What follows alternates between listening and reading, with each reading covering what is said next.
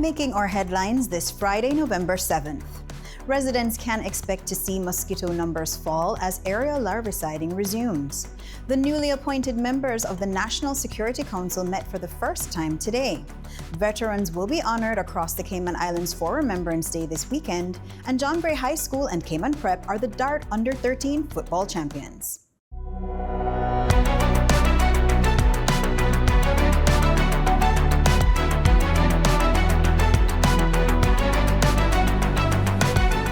Good evening and welcome to CIGtv News, the official source for the latest and most accurate government information. I'm Lavita Thompson. Residents who have been feeling the sting of mosquitoes over the past week should begin to see the pest numbers subside as the Mosquito Research and Control Unit's aircraft resumed operations last evening, Thursday, November 6th.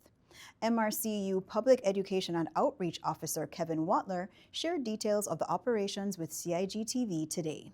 For the past couple of weeks, we've been relying solely on our ground teams while the aircraft was down for maintenance. Now, the ground units do a great job for targeted control, but they just can't cover as much ground as the plane can. So aerial spraying is by far the most efficient way to tackle large areas, especially when we're dealing with the Aedes aegypti mosquito. That's the one that's causing all of the heavy biting people have been noticing lately. Now, on Thursday evening, our plane was back in the air, thankfully, and treating areas from South Sound to Bodden Town, ending at Midland Acres. Now, over the next few days, we'll be focusing on the North Side, West Bay Peninsula, and East End areas, and we'll continue to do our enhanced aerial and ground operations until we bring back mosquito numbers to more average or below average levels.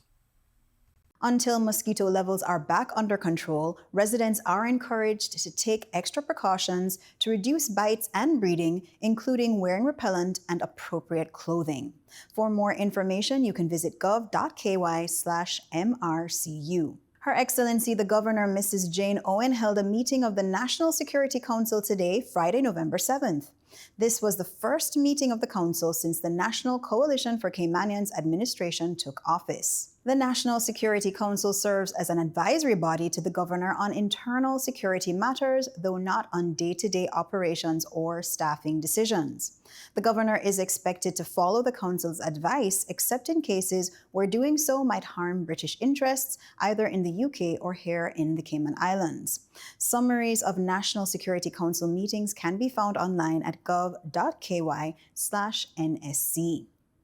Honorable Premier Andre Ebanks delivered a special Remembrance Day message earlier this week, explaining the importance of honoring our veterans and extending an open invitation to the National Remembrance Day events. This Sunday, the 9th of November 2025, we will gather to pay tribute to the service, sacrifice, and courage of Cayman's veterans and to the men and women of the armed forces across the Commonwealth. Remembrance Day invites us to reflect on those who defended the values we cherish and to pass their legacy to younger generations, ensuring we always remember why we gather, why we wear the poppy, and why we give thanks.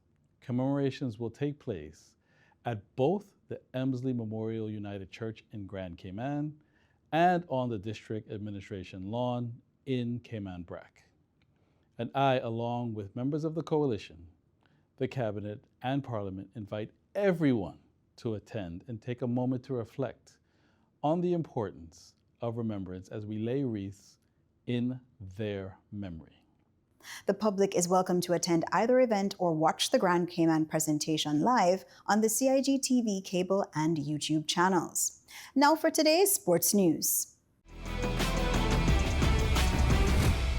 John Gray High School claimed their first ever Dart Under-13 boys title yesterday, defeating Cayman International School 4-1 in the final. After CIS took an early lead, John Gray rallied with goals from Kalian Webb, Shavi Tibbetts, Orantis Rankin, and Samuel Pari to secure the championship. In the girls' final, Cayman Prep continued their dominance with a convincing 5-0 victory over St. Ignatius Catholic School. Olivia Blair led the way with 2 goals, while Chloe Purvis, Clara Walker, and Layla Terrell also found the net. Meanwhile, in the Girls' Consolation Cup, Cayman International School edged Clifton Hunter High School 2-1. Complete scores and standings are available on the Cayman Youth Football League's website. Let's take a look at our weather forecast. Light to moderate winds along with slight to moderate seas are expected through the weekend over the Cayman area as a weak pressure gradient lingers over the Caribbean.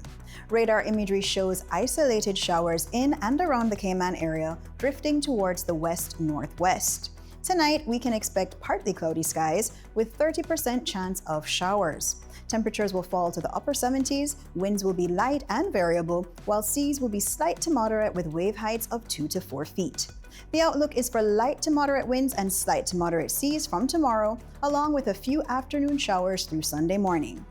For local weather updates, be sure to visit the Cayman Islands National Weather Service website, weather.gov.ky, and follow their Facebook page for the most reliable coverage. If you're watching us on the CIG YouTube channel, don't forget to like, share, and subscribe to stay informed with the facts straight from the source. That's all for today's news brief. I'm Lavita Thompson. We will be off air for the Remembrance Day holiday next Monday, November 10th, resuming broadcasts on Tuesday, November 11th. Have a safe and restful long weekend.